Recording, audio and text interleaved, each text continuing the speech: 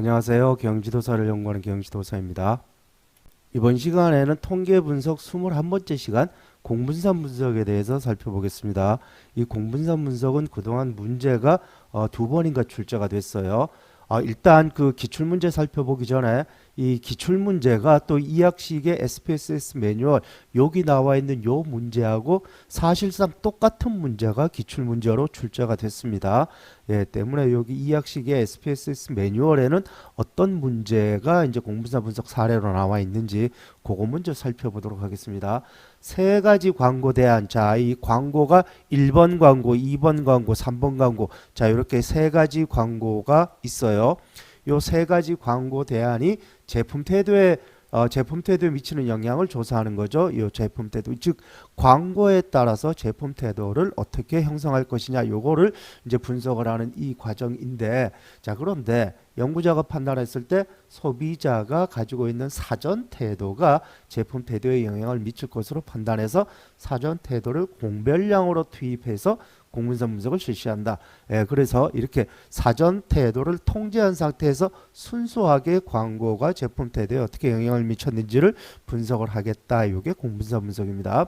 자, 먼저 외생 변수의 직접적인 통제가 불가능할 경우, 우리가 실험 설계에서 외생 변수 5개 살펴봤습니다. 이 외생 변수가 총 여러 가지 예생 변수가 있었죠. 그 외생 변수를 제거하는데 총 5가지 방법이 있었어요. 제거를 할 수 있으면 제거해라, 상쇄할 수 있으면 상쇄해라, 그리고 랜더마이제이션을 시켜라, 균형화를 시켜라, 그리고 이것도 저것도 안 되면 아예 그 외생 변수를 통계 분석에 포함시켜라. 예, 요게 공분산 분석입니다. 그러니까 요 외생 변수를 공별량으로 처리해서 그 효과를 제기하는 목적이다. 특히 외생 변수와 종속 변수 상관이 높을수록 독립변수 초초 효과 분석이 효과적이다. 그래서 요 사전 태도, 이거는 소비자의 머릿속에 들어가 있는 제품에 대한 사전 태도이기 때문에 이거는 뭐 제거할 수도 없고, 그렇다고 균형화 매칭시킬 수도 없고, 저저효과 볼 수도 없고, 저저효과를 볼 수 있을 거예요, 분석을 하면. 그런데 애매하겠죠.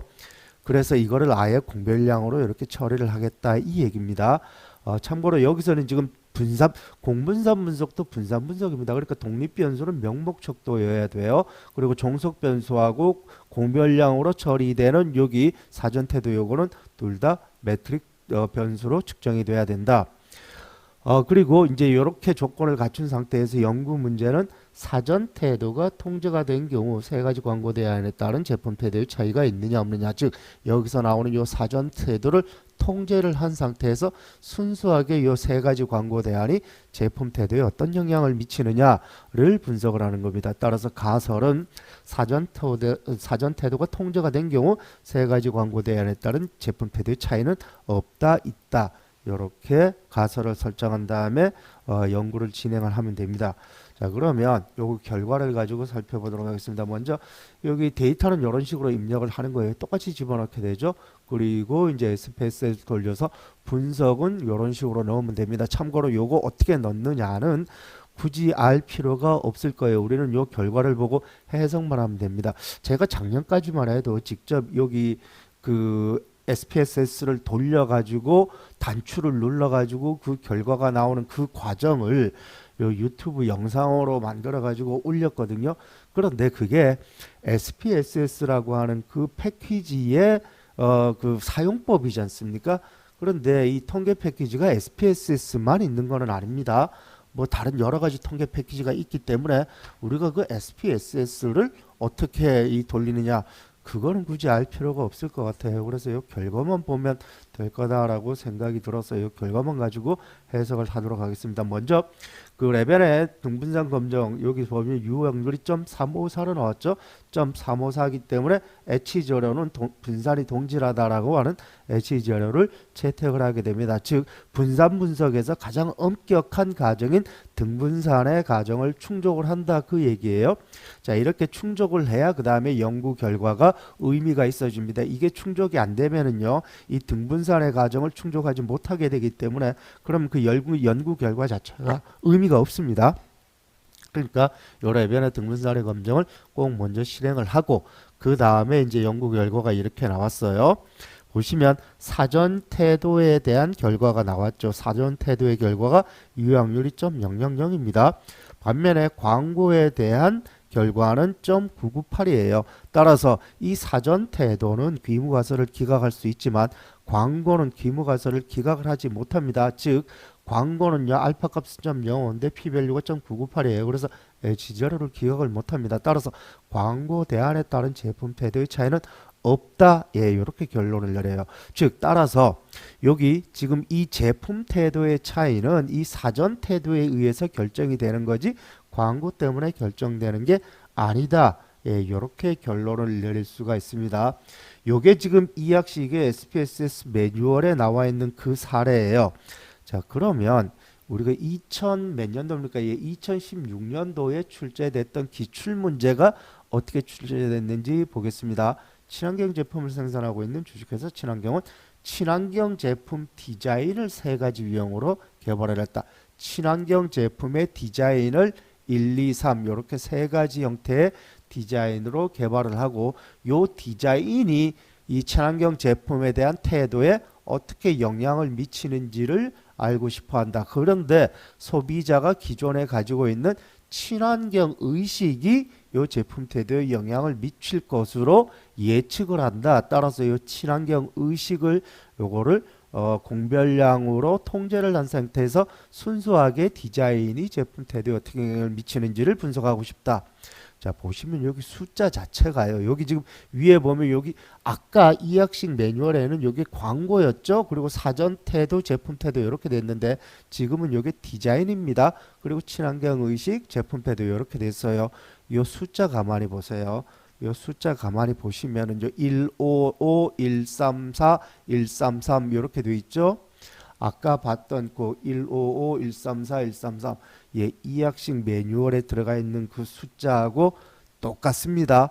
숫자 요 데이터 자체가 이학식 매뉴얼에 들어가 있는 그 데이터하고 똑같아요. 다만 요것만 바뀌었어요. 말만 바꿨습니다. 문제 자체도 똑같죠. 예, 이런 게 지금 한두 개가 아닙니다.